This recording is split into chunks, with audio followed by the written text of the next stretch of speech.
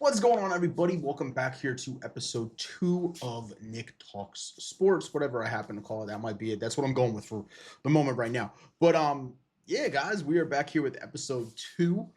Really happy to be going on and doing this. It is Super Bowl week, so we got Eagles versus Chiefs coming up this upcoming Sunday. Today, I have my Saquon Barkley jersey on.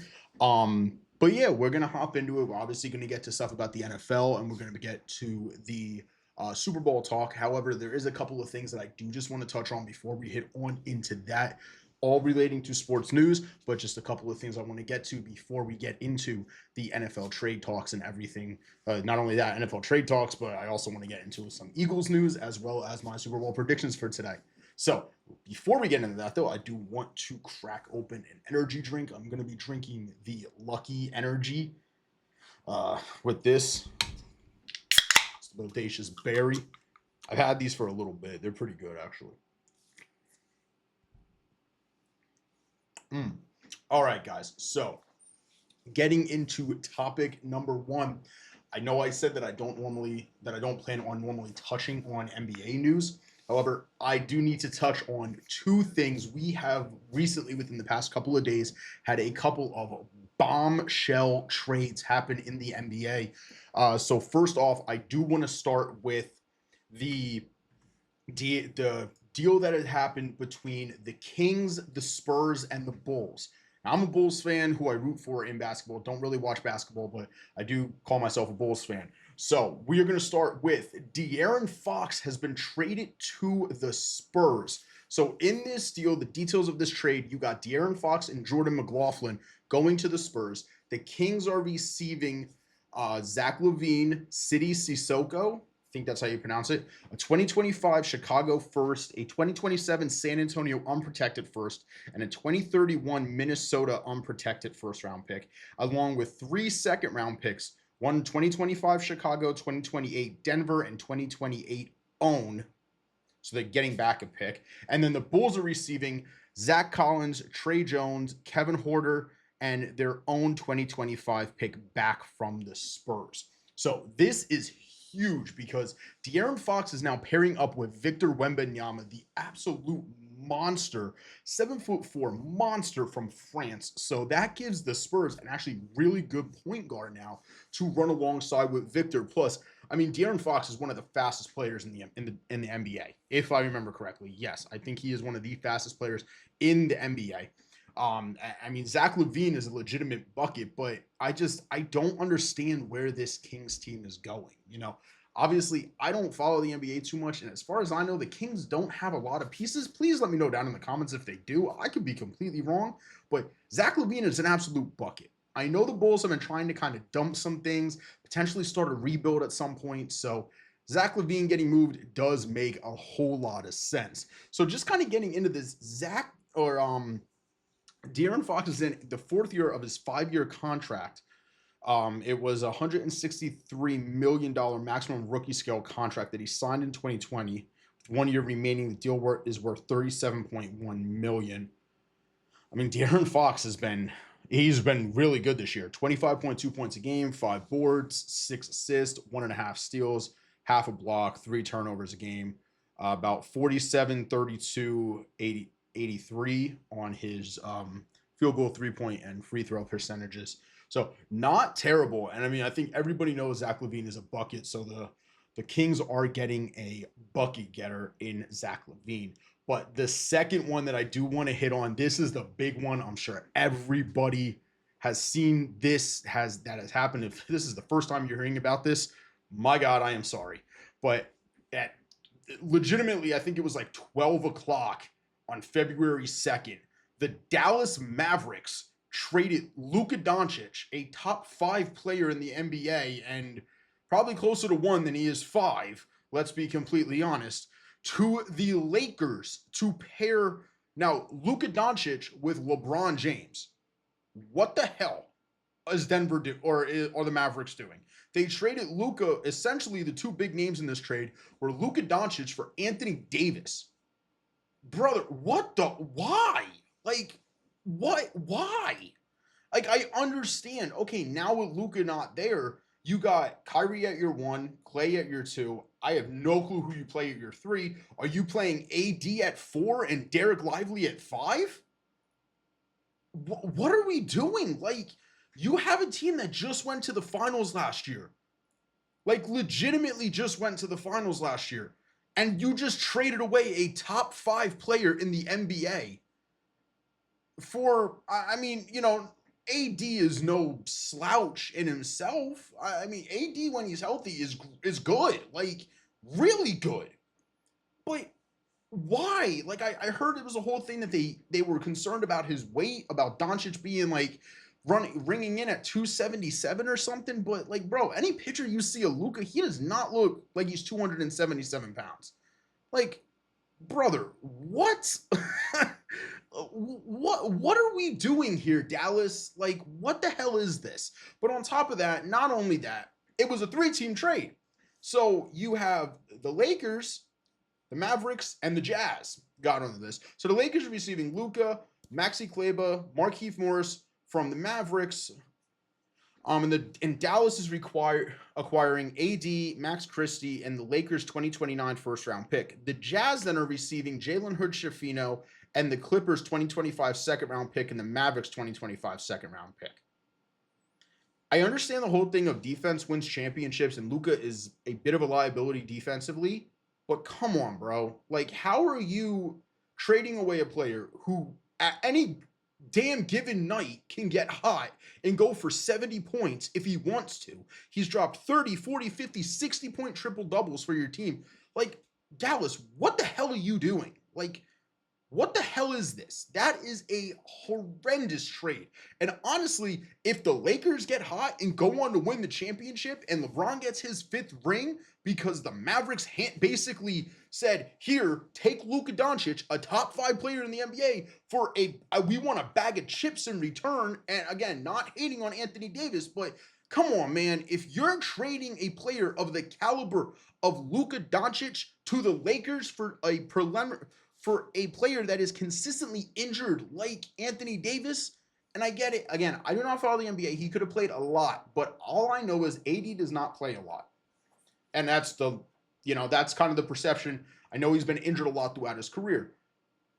This is not fair trade value, bro. Go on to 2K and try to do this trade. It's going to get declined.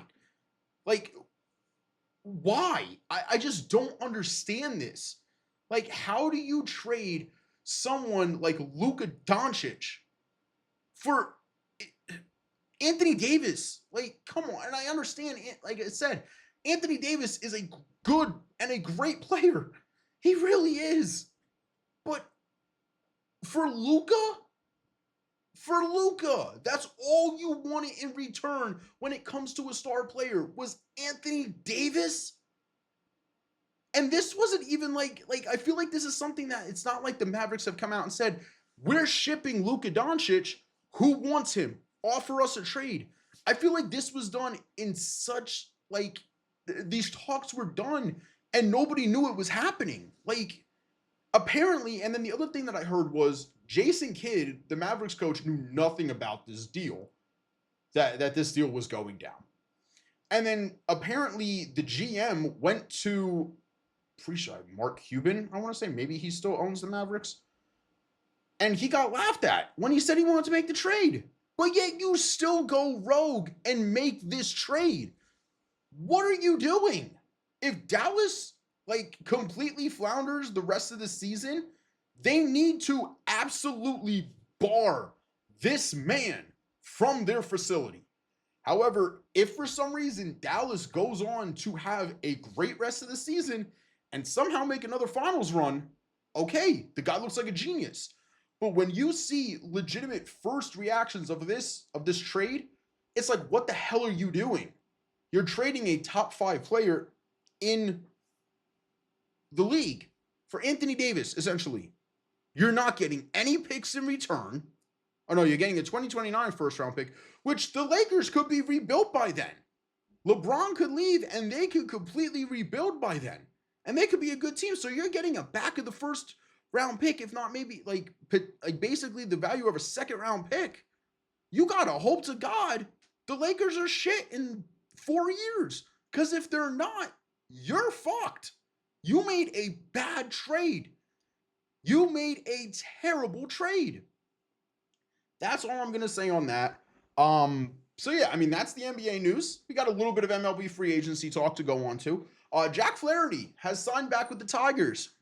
So Flaherty is going back to the Tigers. I know he was on the Tigers when a trade happened between St. Louis and Detroit.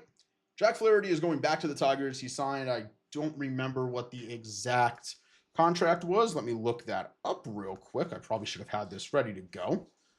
I didn't even think about that.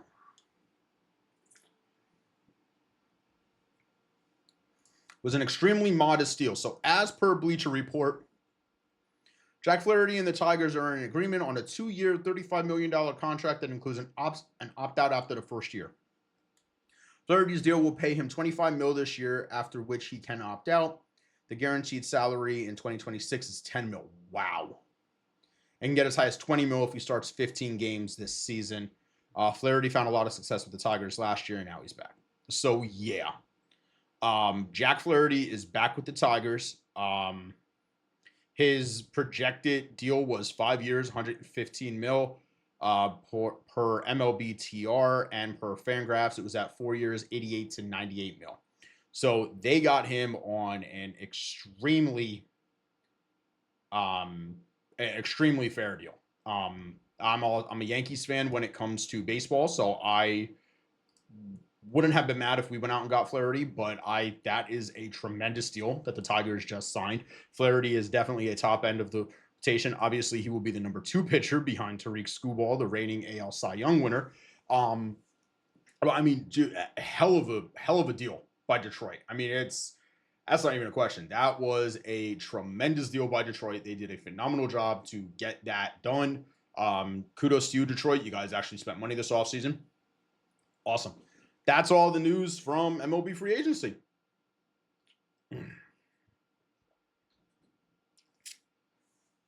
This episode might be a little bit shorter because we're already on the NFL news, but we do have a lot to go over. So we're gonna start with the most least likely stuff, and we're gonna move into the more higher profile things. So just a little, I'm sure you guys probably know if you have anything with Adam Schefter, if you watched the Pro Bowl yesterday. Also, shout out to the NFL. I know a lot of people don't like it. I think the new format of the Pro Bowl, with all the games, you just seeing players, the camaraderie between the players. And the flag football game, it's not as bad as what people think it is, man. I honestly, I kind of enjoy it. It's allow the guys to have fun after the grueling, 17 to 19 weeks of the season. Like, it's a good way for them to unwind, relax, just have some fun with everything. You don't have to worry about injury because you're not hitting. So it's really nice that these guys get to enjoy this time. But on that, Chip Kelly was the offensive coordinator for Ohio State. He is going to Las Vegas to keep the same role, to be their offensive coordinator. Chip Kelly is returning to the NFL. This will be very interesting, knowing that Chip Kelly is now the OC in Vegas. Could the Raiders now be looking to potentially get someone like Emeka Egbuka or potentially Travion Henderson in the NFL draft, adding a couple of Ohio State guys that are already fairly and well known by Chip Kelly, so he knows how to use those guys. Obviously, I think the Raiders are going to go quarterback early on. However, I think they have so many needs that I don't think a quarterback is the right position for them to draft right now, because they're not a quarterback away. I really think with them, you need to just kind of start building up the offensive line, be bad for a couple of years, rebuild, and once you have a team that you truly feel is a quarterback away, go out and get your quarterback in the draft. I don't think it's this year, though. I don't think that Vegas should be going after a quarterback. I think you go after and get a stopgap kind of guy. Maybe pick up a Justin Fields. Forget drafting a quarterback in the draft this year. Get Justin Fields, build the team around them, unless they go absolutely stupid in free agency and they kind of get their roster and pull like Washington, where they completely rebuild, get a very good roster around the quarterback, and become 2025's version of the Commanders and the Texans, where you have yourselves first year rookie quarterbacks leading these teams to playoff berths and potentially won playoff runs.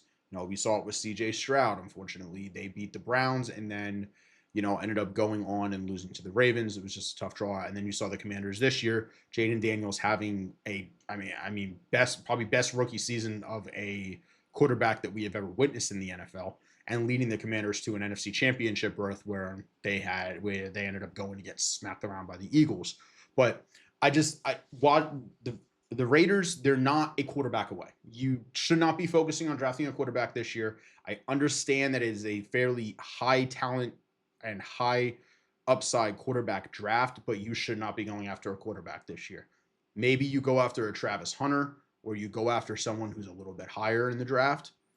I just don't think that you should be going quarterback. You are not a quarterback away. You don't have a team to put it. You should not be drafting a quarterback to put a rookie quarterback in that situation. I think New England kind of jumped the gun on that, but teams do it. Teams are going to do whatever they want. I just don't think you start your rebuild with a quarterback. Get your good team around them, and then insert your quarterback. So, from Chip Kelly to Las Vegas to the next most, I think the one that most people are kind of knowing, Kellen Moore. Is there potential that Kellen Moore stays in New Orleans after the Super Bowl, whether win or lose, for the Eagles to coach the New Orleans Saints? Apparently, the interview that Kellen Moore had with the Saints last week after the NFC Championship game, apparently it went very well, to the point that they are planning on interviewing him again after the Super Bowl. So Kellen Moore is starting to come out as the top target for the New Orleans Saints as their new head coach. I hate this as an Eagles fan. I feel like every year we're losing coordinators, whether they're being fired or they're signing on with a new team. I unfortunately guess that is the problem with having such a successful organization. You are making coordinators into head coaches. It is a very unfortunate thing. However, it is the law and the rule of the NFL. After that, let's get into then the fact that Max Crosby putting out some messages on Twitter or X or whatever you want to call it, where he used an Eagles emote saying that he will be a champion. Is Max Crosby alluring to the fact that he wants to be an Eagle next year? I know this could be a bit of a clickbaity kind of thing, where I could sit here and I can look at this and say, oh, Max Crosby, he's dropping subliminal messages saying that he wants to be an Eagle next year and he's tired of losing. But I mean, truly, Max Crosby, he is a competitor. He is one of the best defensive players in the NFL. I don't blame him for wanting to win. And I mean, look, we got a couple of free agents coming up as an Eagles fan. I know Zach Baum, Mekhi Becton, Milton Williams, Isaiah Rodgers, and Josh Sweat. I really do feel that if we win the Super Bowl, even if we do lose the Super Bowl this year, I can see Howie Roseman being extremely aggressive in what he is going to do this offseason. And he is going to go out and he is going to get another premier player. We have seen it. He is willing to do it. If we don't go after Max Crosby or the other guy that I'm going to be talking about before we get into some other Eagles news, I could see him making a trade up and getting Abdul Carter from Penn State. Obviously, I'm an Ohio State fan as a college football fan, and I loathe Penn State as a football organization. Abdul Carter is a beast. He wants to be an Eagle. He has said it. I mean, it's the most. He's setting it up to be the most Howie Roseman thing ever, for us to potentially win the Super Bowl and then trade up in the draft into the top 10 to potentially draft the best edge rusher and replace Josh Sweat with the best edge rusher. And then you have a defensive line of Abdul Carter, Jalen Carter, Nolan Smith, Jordan Davis, Mora Jamo, Bryce Huff. Like, come on, dude. Like, you put him into a Vic Fangio scheme. I mean, Abdul Carter will become one of the best edge rushers in the NFL almost right off the rip. Have basically a Micah Parsons effect and just be one of the best edge rushers in the league right away. But that now is me springboarding into my next thing that I want to talk about is the fact of, as of today, February 3rd, the Monday before the Super Bowl, Myles Garrett has went to the Cleveland Browns and has demanded a trade from the Cleveland Browns. I'm not surprised about this. I know he wanted to stay loyal to Cleveland for being the team that drafted him number one overall. I know he wanted to stay loyal to the team. He wanted to stay loyal to the soil. But unfortunately, it comes a point in time where you continuously go out there year after year. You play at the top of your game. You are the best defensive player in the NFL. And your team's just not winning, man. You want to win. He wants to win. He wants to be a champion. Like Max Crosby said, I will be a champion. If I know the Eagles have been linked to Myles Garrett as a potential trade target, and this is where I think it comes into the fact of we don't re-sign Milton Williams or Josh Sweat to free up money, and we make a big move towards Myles Garrett. I mean, if we can't have Abdul Carter, I will take Myles Garrett in a heartbeat. We'll figure something out with the cap. I know my GM is smart enough to do that, so I am not worried. But Myles Garrett demanding a trade, this is huge. I mean, that is one of the best defensive players in the NFL. And as crazy as it sounds, I mean, the way that Philly has been going, I mean, the Eagles are becoming the Dodgers of the NFL. Like, consistently signing top players, doing everything that they can, to consistently have the most loaded roster in the NFL. And as an Eagles fan, I mean, I'm loving it. I mean, I love it. And if Myles Garrett signs with the Eagles, oh, good Lord. Oh my God. Talk like I had wanted Myles Garrett this trade deadline, and that would have been like my dream get for the Eagles, but good God. I mean, if we somehow trade the Browns for Myles Garrett, brother, sell the farm. You can give up our next 3 first-round picks. Throw in Josh, Bryce Huff. Throw in whatever the hell you got to do. Make that shit happen. And the problem is, now that the fact that he has already demanded the trade, that leads me to believe his trade value is going to be lower than what it normally would be. Where, unlike the Raiders, where they just outright traded Khalil Mack, Myles Garrett, with him already demanding a trade, that trade value can already be probably significantly lower. And honestly, if I'm Philly, I'm willing to give up my next 3 first-round picks, Bryce Huff, and maybe a second and a third in there too. I mean, I'm willing to make it happen. I'm willing to do something to make it happen. And man, I'd be a very happy Eagles fan if back-to-back off seasons we get Saquon Barkley and then Myles Garrett. I would be so happy at that point. But yeah, I mean, that's all unrelated Eagles news. Basically unrelated Eagles news outside of the Kellen Moore stuff. So now let's get into some Eagles news and get into my Super Bowl predictions. So I want to start with kind of the one thing that I don't really want to be looking forward to, but I know I have to be looking forward to, with Kellen Moore emerging as the potential new suitor for the New Orleans Saints head coach, is who should now the Eagles go out and attempt to get? Now, the one name that I really liked at one point was Eric Bieniemy. Eric Bieniemy has recently just been brought in by the Bears to be their new run game coordinator. Give me one sec, guys. I'm pulling something up. Talk about one of my...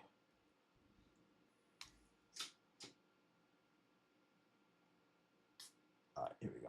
Move this over to here now. Yes. Okay. So I know that Eric Bieniemy was like the first guy that I wanted to bring in. The work that he did with Patrick Mahomes was absolutely phenomenal.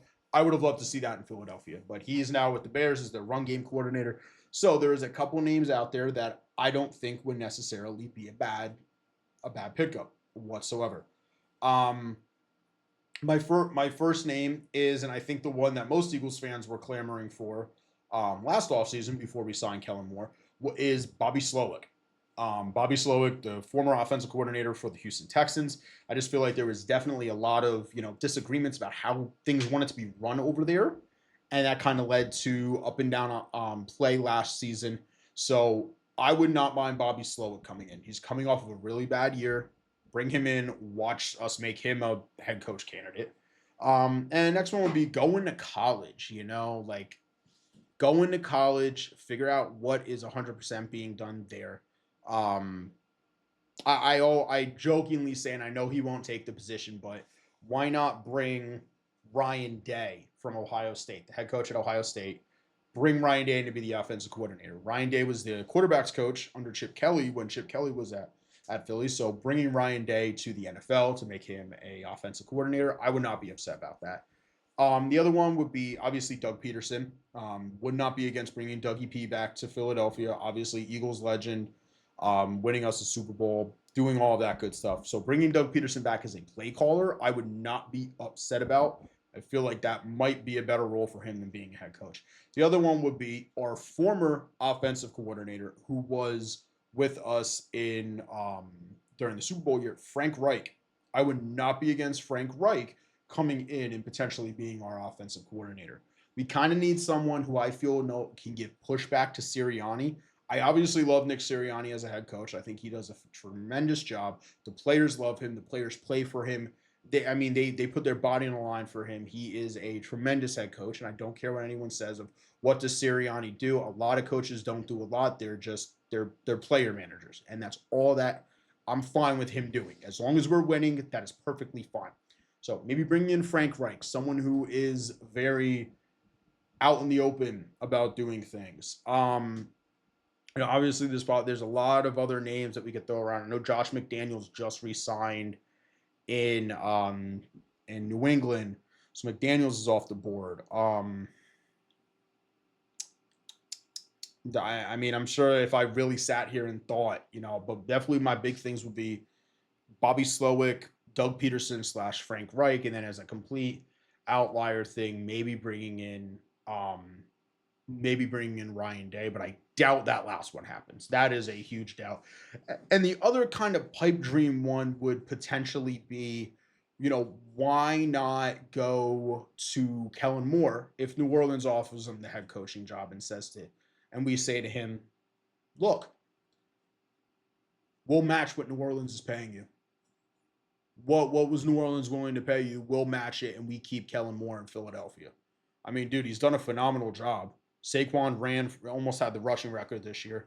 He's actually most likely going to be breaking the total, and I'm talking regular season and playoff rushing record on Sunday because he needs like 30 yards. It's like, what else do you really do there? Or, honestly, I wouldn't mind going to Baltimore. I think Monken's the offensive coordinator, or maybe poaching Todd Monken there, or anybody from a Shanahan tree. Oh my God, give me anybody from a Shanahan tree, and I'd be so fucking happy. So I kind of like Bobby Slowick because Shanahan tree kind of guy. I'd be fine with it. I just don't want a stupid ass move, which I don't think Howie would do again. But yeah, those would kind of be Bobby Slowick, Doug Peterson / Frank Reich, matching Kellen Moore's head coaching offer, making him potentially the highest paid offensive coordinator in the NFL. Or as the pipe dream one would be bringing in Ryan Day as a play caller, which I 100% know that will not happen. And then from there, we got Lane Johnson. Lane Johnson announced last week Lane Johnson will be returning to the Eagles for another season after the Super Bowl, whether we win or lose. As much as I am a huge proponent of, look, man, go out on top. Lane, if you think you can play another year, let's go, brother. You were one of the best. You were one of the best, if not the best tackle in the NFL. If you think you can play another year at a high level, I'm with you, brother. I'm with you. I want you to stay here as long as possible. I really do. And then the last point before we get into the Super Bowl prediction and we start winding down on this video a little bit, we got to talk about Saquon Barkley, man. We got to talk about Say 2K, SB2K, whatever we want to call it. Saquon Barkley is now 30 yards shy of breaking the NFL season rushing record, postseason included, which was set by Terrell Davis in 1998. Barkley currently has 2,447 yards. 442 of them have come in the playoffs. So I'm saying he definitely could have broken that record in the regular season, but it is what it is because I know everyone will put an asterisk that he did it in an extra fucking game, even though he probably was going to do it in like 30 less carries than Dickerson. Davis in total in 1998 had 2,476 yards and led the Broncos to the Super Bowl title. So I think the real question here is if Saquon Barkley breaks this rushing record, but the Eagles do not win the Super Bowl, because again, this is a very 50-50 game. We are going against Patrick Mahomes and Andy Reid and Spags. We are going against one of the best coach teams in the NFL. It just is what it is. We are going against one of the best coach teams in the NFL. It's a very 50-50 thing. The real question I think that I would ask a lot of Eagles fans is, if Saquon Barkley breaks Terrell Davis's all-time rushing record, postseason included, but we lose the Super Bowl, does the record still matter as much to us? If you ask me, we're this close. No, it doesn't. I don't care about us. After the past couple of weeks and seeing how Barkley's played, I don't care that he missed out on the single season rushing record. Yes, it would be cool to have our running back with our team's name next to that record. But at the end of the day, I do not care that we lost out on it, especially if we go on to win the Super Bowl. Barkley has been fresh throughout all of these games. He has been running roughshod throughout every single team in the playoffs. And I know a lot of people are going to say, well, the Chiefs haven't allowed a 100-yard rusher in the playoffs since 2019. The Chiefs have not played an offensive line or a running back like Saquon Barkley ever in the playoffs. Ever. The Eagles are the best offensive line in the NFL. Saquon Barkley is the best running back in the NFL. They have not played a running back like this in their playoffs history. Yes, Derrick Henry was phenomenal when they played him. Their offensive line was not this good. I mean, Derrick Henry was the best running back that the Chiefs have played, but the Titans did not have the offensive line. The Eagles did. So my point is saying Barkley definitely gets 30 yards. He breaks the all-time rushing record with postseason yards included. He breaks that on Sunday. It's not even a question. I don't care about the record. I'd rather Barkley have 29 rushing yards and us win the Super Bowl than Barkley go for 200 and we lose. I want to, at this point, it's Super Bowl or bust for me at this moment. Obviously it became that when the playoffs started. As an Eagles fan, it was once the playoffs started, it's Super Bowl or bust at this point. If we lose at any point in the playoffs, especially once we got home field advantage locked up, it was going to be a disappointment of a season. And then it would be disappointing that we do not have the rushing record. I don't care about this record whatsoever, because at the end of the day, yes, it's a cool record, but no one remembers the rushing record with postseason included yardage. They don't remember that, but it's probably because that record does not get talked about enough. So yes, Saquon Barkley is going to break a massive record and a huge record, and I would not be surprised if Barkley does not finish with over 2,600 yards this year. And I would not be surprised if this record becomes so unbreakable, no one touches it in NFL history after this game. I mean, honestly, I could see Barkley ending this game with around 2,600 yards, rushing yards.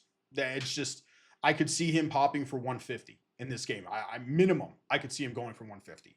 The Chiefs have a good rush defense, but again, the Eagles' offensive line bullies people, and they very much so bully people. And I would not be surprised if the same thing does not happen here. This is going to be Cam Jurgen and Landon Dickerson's biggest game against the best D tackle we've played all season, and Chris Jones. He's a beast. Karlaftis, I'm not worried about against Mailata, man. I'm not worried about Amenahu against Lane Johnson. I'm not worried about them second-level linebackers that they got either. The problem is once Barkley gets 2-3 yards and he's able to get with the get. I mean, he's gone, bro. He's gone. You saw what happened against Washington.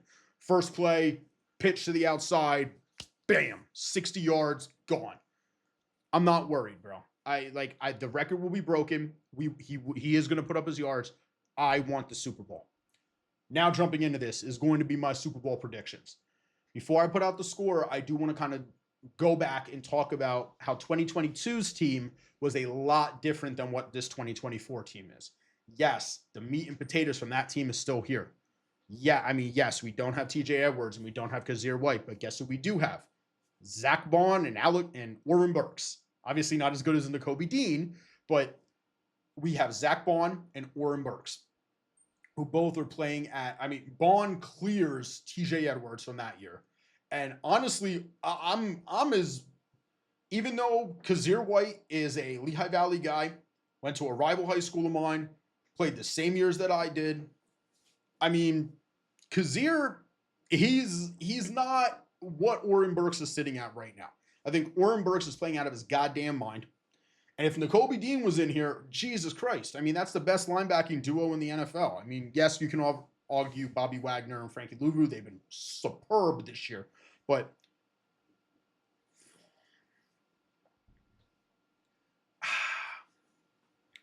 so, yes, they've been superb. So our linebacker play is better. I think while our numbers aren't as gaudy with sacks, I feel like our D line is technically better this year. You know, I know the loss of Fletcher Cox and Javon Hargrave was definitely hard, but I mean, Jalen Carter is becoming a baby Aaron Donald. I mean, week in and week out, the dude is consistently double teamed, and then that frees up Jordan Davis to wreak havoc, Milton Williams to wreak havoc, Morajamo to start wrecking havoc. I mean, it's just opening things up. Sweat's going to be there. BG is going to be playing in this game. Also, the last Super Bowl to be played in New Orleans with a team legend coming off of a triceps injury. Happened to be the Ravens and 49ers game where the Ravens won the Super Bowl. And Ray Lewis retired coming off of a triceps injury and won the Super Bowl. Okay, BG's still there. Nolan Smith is not as good as 2022 Hassan Reddick, but goddamn, Nolan Smith has been ridiculous this year, especially in the playoffs. I mean, he right now has the single season sack or the single playoff run sack record for the Eagles with 4, which is kind of crazy. And then Bryce Huff has kind of been non-existent. Secondary wise, I mean, honestly, we are so much better. Sure, Slay's still there, but I mean, you look at the rest of the secondary, and funny enough, CJ and Reed are both still there from that 2022 team. Reed obviously has grown into his role so much more. Every single week, I feel like this guy is just around the ball, making plays, doing what he has to make it happen. But it is the other secondary positions that are so much better.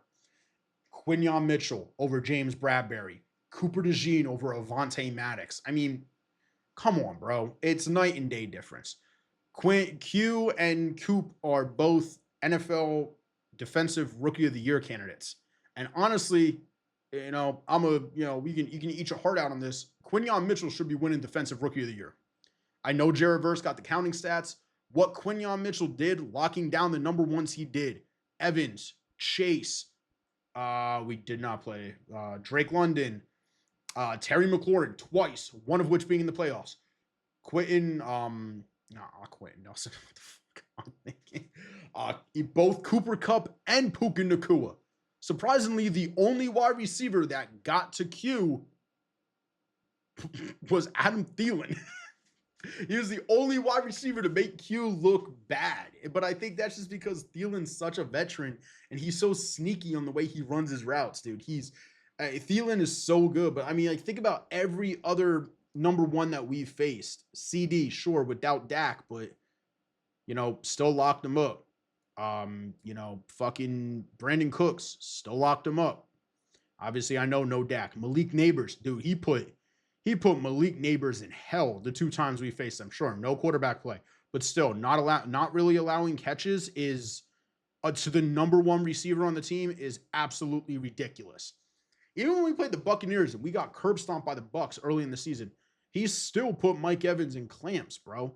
Locked down Chris Olave. He's locked down Rashad Bateman, George Pickens, Amari Cooper and Jerry Jeudy for the Browns. Said Chase. I know Higgins was going against Slay most of that game. I mean, who the hell else is out there, really? I mean, we didn't play Seattle. We didn't play. But I mean, the point of the matter is just what Quinyon did this year is borderline prime Darrelle Revis kind of shit. And I'm not calling Quinyon Mitchell prime Darrelle Revis, but what I'm saying is his season is super comparable to what Darrelle Revis used to do back in the day, locking down an entire side of the field because he is so sticky in coverage. That's why I think Quinyon Mitchell should be Defensive Rookie of the Year, and I don't think it should be even close. I know what Jared Verse did, and trust me, I saw Jared Verse play in that divisional game. Verse is great, dude. He really is. Verse is an awesome edge rusher. and the Rams got themselves a stud. But I just think what Q did, what Guantanamo Bay did this year was something unreal that you see from a rookie. And considering this kid went to a small school, he didn't go to no Bama or LSU. He went to Toledo, bro. He went to a small MAC group of five school. He went to a mid-major. He didn't go to one of these big colleges. So it just shows you, and I know a lot of people outside of the Eagles camp were always like, he's never went up against the good receivers, and then he comes in and starts locking down everybody, bro. So I think, Q and Coop, they're both so much better than Bradbury and Maddox. Let me switch to the offensive line. Mekhi Becton is basically filling in for the Isaac Seumalo rule. Becton has been phenomenal this year. He's been a mauler in run and rush offense. The thing is, so this is the one where it's very controversial for me to say because Dickerson was obviously at the same position, Mailata was at the same position, and Lane was still at the same position. But it's then you get to the Juergens and Kelce comparison, and like I say it all the time. I mean, I think Jason Kelce is the best center in NFL history. And I don't even think it's close. I mean, it legitimately is not close. I think Jason Kelce is, when it comes to longevity and just not being injured. And I mean, the dude was a leader on and off the field. I mean, Kelce is by far one of the best centers in NFL history, and he's one of the best Eagles in franchise history. However,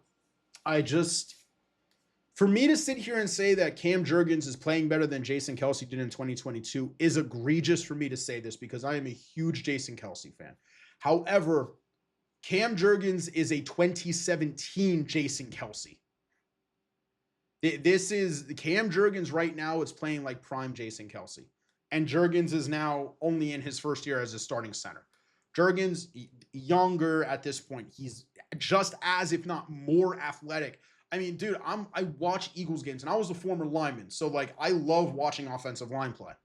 I watch Eagles games and I see this dude pull, and I'm like, Jesus Christ, it's like Jason Kelce is out there again with us. Like, you go from one of the best centers in the NFL to this dude that this man literally handpicked and trained himself. Like, I think the only position on our offensive line that did not get better when it comes to a replacement is our center position, because Jason Kelce was playing at the highest level that you could potentially play at as a center at his age in 2022. I mean, he was playing unreal, dude. But I mean, Juergens has been such a good replacement this year. Obviously, wide receiver 1 and 2, exactly the same. Quarterback, exactly the same. Tight end, exactly the same. Wide receiver 3. So it's such a hot button topic because I know all throughout 2022, me included, bro, I was so fed up with Quez Watkins, dude. This man had so many drops when we needed him. And if he doesn't drop the deep ball from Jalen, we probably go on to win that Super Bowl. I'm not going to lie. We most likely go on to win that Super Bowl if Quez catches that goddamn ball.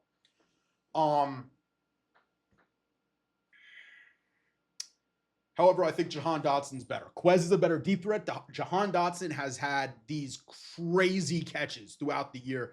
And it's been like, dude, where the hell did you come from? Also, shout out to Jahan Dotson, another Lehigh Valley kid from where I'm originally from. Went to a rival high school of mine. Did not play. I did not have the opportunity to play against him. But Jahan Dotson from the Lehigh Valley, I'm happy that you're finally on the winning side, buddy. But also, you would have been on the winning side with Washington anyway. So I love seeing kids from the Lehigh Valley do well, And then the biggest upgrade of them all, man, and this is no hate of Miles Sanders because Boobie Sanders was great for the Eagles. Saquon Barkley is a Hall of Fame level player. Saquon Barkley is also a Lehigh Valley guy and played for a rival high school when I was in high school. So, and playing against him. So, I mean, it was kind of a cool experience. And to sit here and be like, damn, someone that is from the Valley is doing all of this is kind of insane. But I mean, Saquon Barkley has been the biggest X factor. And if you ask me, if the NFL MVP award was not a purely quarterback award, Saquon Barkley is the NFL of the NFL of the MVP. The MVP of the NFL this year. The impact that Barkley has had and the change that Barkley has had for this Eagles offense has been something that you do not see very often. I mean, look, everyone's going to say it's because the Eagles landed into running because Jalen Hurts is inept and can't make the throws. is a complete bullshit lie. Jason Kelsey said it completely best. Saquon Barkley's success this year has come from the fact that he is in the backfield with a quarterback who is also a legitimate threat to run the ball. I feel like Barkley, I mean, yes, the offensive line play is a huge reason for that. But when you have a quarterback, like I'm not going to lie, you put Josh Allen and Lamar Jackson behind this Eagles offensive line with Saquon Barkley, he has it's the same season. Any quarterback who is a threat to run, and then you pair them with a top 2 running back in the NFL, you're going to have years like this, especially with an offensive line. And if Barkley can continue this pace, look, I don't need him to go and get 2,000 yards every single season. Man, I'd be happy with 1,700 total yards, like 1,300 rushing, 400 receiving, 1,500 rushing, 200 receiving. Like, I'd be happy with years like that. This 2,000 yards is amazing. It's an awesome thing. Shit, if he does it again, that would be awesome. He'd only be the second running back in NFL history to have like 2,000 yard rushing seasons. The other one was Derrick Henry. Actually, Derrick Henry might have fell just short. I could be off by that. But it's just Saquon Barkley has become such an X factor for this Eagles offense to the point of, okay, you sell out to stop Barkley. Guess what? Jalen Hurts is going to dice your defense up. And I know everyone's going to say Jalen can't make all the normal throws. He's very limited in his passing. That's a complete lie. It's a complete lie, and it's a bunch of bullshit. And this is not being me being an Eagles homer. That's me sitting here and saying I have watched every single snap of Jalen Hurts' career, and Jalen Hurts can make every single throw. There are some throws he is better at making compared to others, but I also think a lot of what y'all don't understand is the Eagles' offense is run, and most good offensive coordinators will run an offense and tailor it to the way that your playmakers are. Why do you think we don't throw as many go balls anymore? It's not because Jalen Hurts can't throw the go ball. I mean, bro, look at the ball he put to A.J. Brown on the 4th and 5 against Washington. Perfectly placed in the breadbasket ball. The dude can make every single throw in the book. Look at the throw he had to Olamide Zaccheaus in the Bills game last year. The throw to Devonta Smith, the one against Cincinnati, the one against Jacksonville. I mean, I can tell you multiple different balls that this man has thrown that it's phenomenal. I've seen him throw comebacks. I've seen him throw outs. The problem is our wide receivers, and what a lot of people don't realize is the Eagles wide receivers are very good with run after the catch. We are a very good rack team. Why do you think a lot of Dallas Goedert's biggest plays aren't balls in the air, bro? They're short. They're RPO-esque balls. He's going to go fake it to Saquon, flip it to Goedert. Goedert runs and makes the yards up after the catch. We are a yak rack kind of team. Why do you think A.J. Brown running his slants? Because when this dude gets the ball off of a slant, I've seen this dude stop on a dime and hit it the other way. He did it against Washington. He made the catch. He had the corner had outside momentum. This man outstepped and stepped up. He stepped into the field and then reversed trajectory around to the outside and got another 5 to 10 yards. Devonta Smith does it really well. The difference is Devonta Smith is really good with outside routes.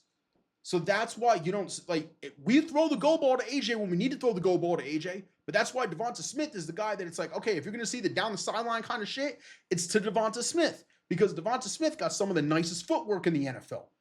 Like, a lot of people forget that just because the Eagles don't doesn't mean they can't. And I think Saquon Barkley, getting back to all this, Saquon Barkley is the X factor in this game against the Chiefs. And this is the exact reason why. And I think the Super Bowl from 2022 to compare to now is a huge difference maker because Jalen Hurts has thrived off of being doubted all season. He's thrived off the criticism all year. And honestly, yes, it annoys the shit out of me that you got clowns like Chase Daniel and Dan Orlovsky on national media shitting on the Eagles offense or trying to make, something out of nothing. Chase Daniel was a terrible NFL quarterback. But you want to sit here and talk about a two-time MVP finalist I understand the collapse last year, but Jalen Hurts was the MVP leader up until that collapse started. Big wins over the Chiefs, an insane game against the Bills. Throttled Dallas. Like, what else? Beat my, like, come on. Like, what do you want? What do you want him to do? A lot of that wasn't really on Jalen. Yes, he had a turnover problem last year. I understand that. But I mean, again, he's fixed that. The dude has not lost a game that he has started and finished since September. The dude has not lost since last year, legitimately. And every game that he has started and finished, he has been superb in since September, since the bye week. This man, Jalen Hurts, since the Eagles bye week, let's just put this into perspective, has not lost a game he has started and finished all year. That is insane. And also, we're going to also put this into perspective that I think a lot of people look at just scoreboard watching and stat sheet watching. Because if you look at Jalen's stats, you got to remember, he got injured the first quarter of the game against Washington. Missed the Dallas game, missed the whole Washington game, and let's just say he does sit week 18. He probably, if he plays those last two games, he finishes right around his career averages. That's all he had to be. He needed to be a career average quarterback. And look at where we're sitting.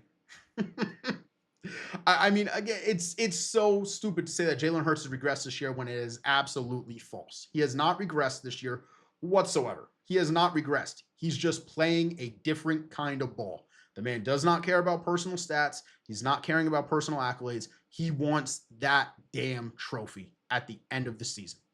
And that's where I think the biggest difference makers are going to be in this game. When we played the Chiefs the last time, we went in the halftime up by 10.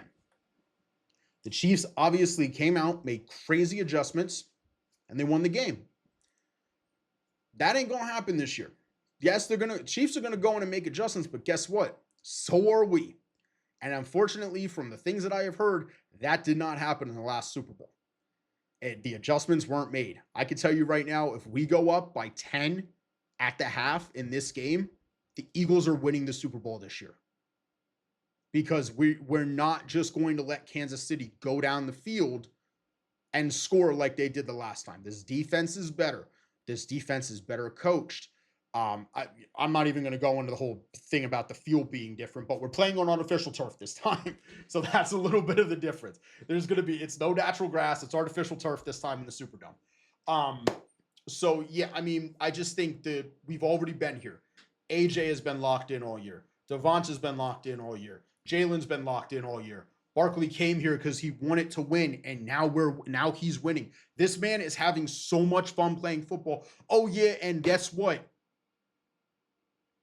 3 Eagles have birthdays on the Super Bowl. Saquon Barkley, Cooper DeJean, one are already going to have themselves a party in New Orleans. What a way to celebrate your birthday. Winning the Super Bowl and then going out to party. But also, Eagles legend Vince Papale, his birthday is also the Super Bowl. Plus, Cooper DeJean and Saquon Barkley's numbers add up to 59. Coincidence? I think not. Eagles are winning this Super Bowl, and I'm very confident because of how the team has played this year. I think for the first time in all 3 Super Bowls, let's say 4. Okay, we'll say all 4 Super Bowls. Obviously, I don't remember too much about the first one, but in all 3 of the Super Bowls we have played, this is the first time I'm actually confident and legitimately can say going into this game, we are going to win the Super Bowl. I was very unsure in 2022 because obviously, look, you never doubt Reed and Mahomes. 2017, we were playing against the GOAT. You don't doubt the GOAT. This year, this Eagles team is a team of destiny. The Eagles have ended a three-peat before, and they're going to do it again. They technically ended a three-peat for New England in the mid-2010s. No, you don't think about it that way, but now looking at it 10 years later, almost 10 years later, you think about it. New England won in 2016, lost in 2017, won in 2018. All right? That would have been a three-peat. The Eagles ended one three-peat already. Why not end another one? Let's do it. I don't think it's going to be a blowout. And look, I'm not going to lie. If the Eagles team that played against the Commanders comes out and shows up and comes out early in that game against the Chiefs and absolutely punches them in the mouth, it might become a blowout. And I'm saying might because at the end of the day, I don't put anything past Mahomes, Reed, and Spags. Those are right there. You got a player that is carving his legacy to be the best player in NFL history in Patrick Mahomes. You have Andy Reid, who is carving his legacy to be the best head coach in NFL history and is starting to catch up to Bill Belichick extremely quickly. And then you have Steve Spagnuolo, who is one of the best defensive coordinators in the NFL. And this man has shut down tremendous offenses. But I just think if we go into halftime up by 10. And because of how Sirianni has done it all postseason, where we are getting the ball coming out of half, if we go into half up 10 and get the ball coming out of half and we score again, brother, it might be time to start crowning the Eagles the champions at that point. Because the problem is, once we get up by one or two, by like 2 scores, our defense starts getting aggressive. And I say it all the time. Like me and my wife watched the NFC Championship game, and I was texting my dad, and I was like, this game gives me Eagles 49ers feel from last year. You know, the Eagles got 2 field goals early in the game, and then San Francisco just rattled off points. And that's exactly what Philly did.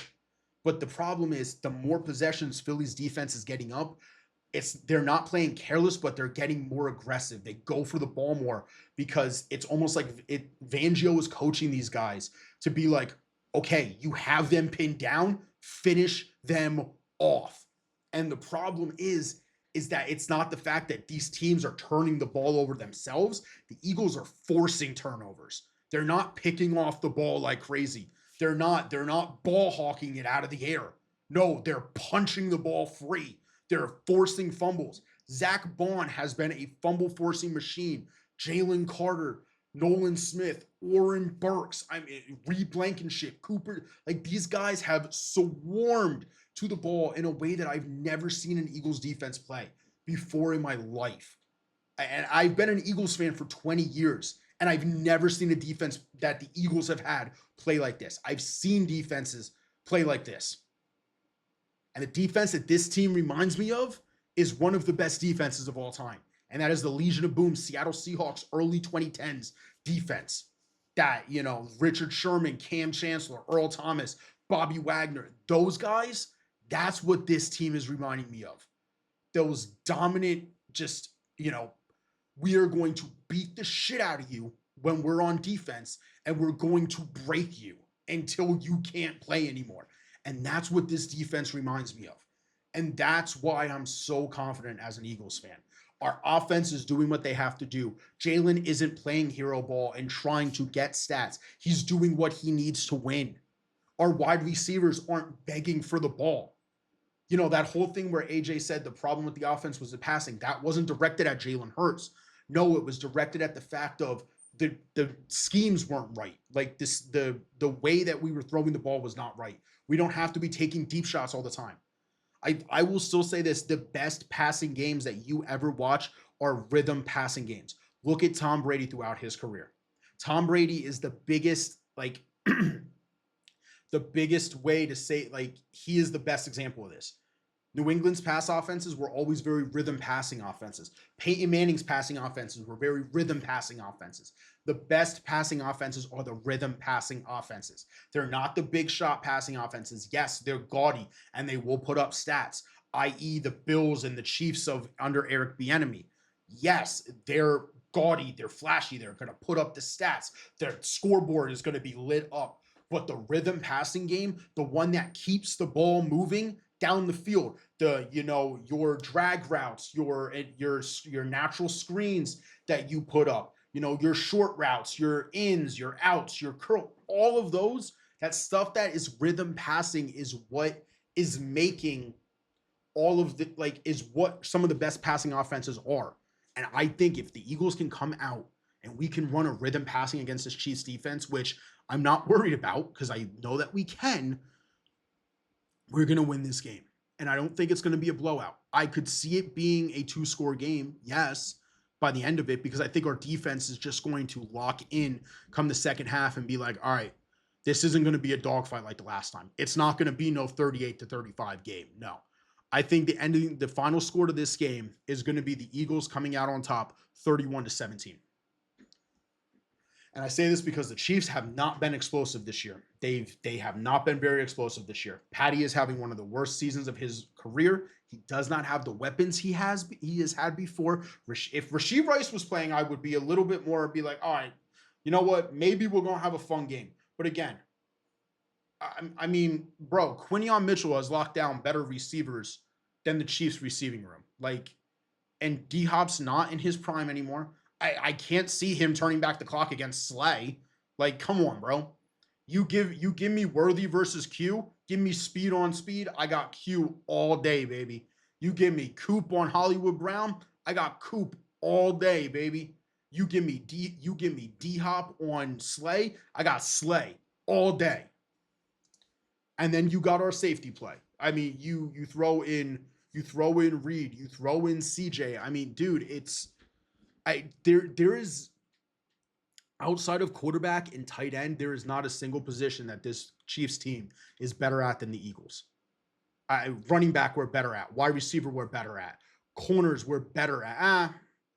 I mean, if you're going one for one, I think Trent McDuffie is one of the better corners in the NFL. So maybe they got us on cornerback. But still, it's you got corners versus wide receivers. You give me the Eagles corners all day. You give me Eagles wide receivers versus the Kansas City Chiefs DBs. I mean, we got wide receivers all day. Safeties, safety for safety, we got better safeties. Linebacker for linebackers, we got better linebackers. D-line for D-line, brother, call me crazy, call me a homer. It's a push for Chris Jones versus Jalen Carter. They are even. You got edge rushers, give me the Eagles edge rushers. I mean, it's just, I think we outclass the Chiefs in everything but quarterback and tight end. Because regardless of Travis Kelce's season, there's a reason he's one of the best tight ends in NFL history. Because the dude's a dog. He is a dog, and he is going to be an issue. But I'm telling you, man, you give me CJ on Travis all game, bro. You give me CJ on Travis, you throw Zach Bond in there, like, bro. I mean, it's not even a question. Our linebackers versus Kamara and not Kamara, my fault. Hunt and Pacheco. I like our linebackers all day. Pacheco runs hard. Yeah, he does. But you know how you stop a hard runner? You hit him. And our linebackers like to hit. So, all right, guys. So, like I said, Eagles going to win the Super Bowl 31-17. I'm very confident in my team. A lot more confident than what I probably should be. But that's fine. I mean, I'm allowed to be confident with this.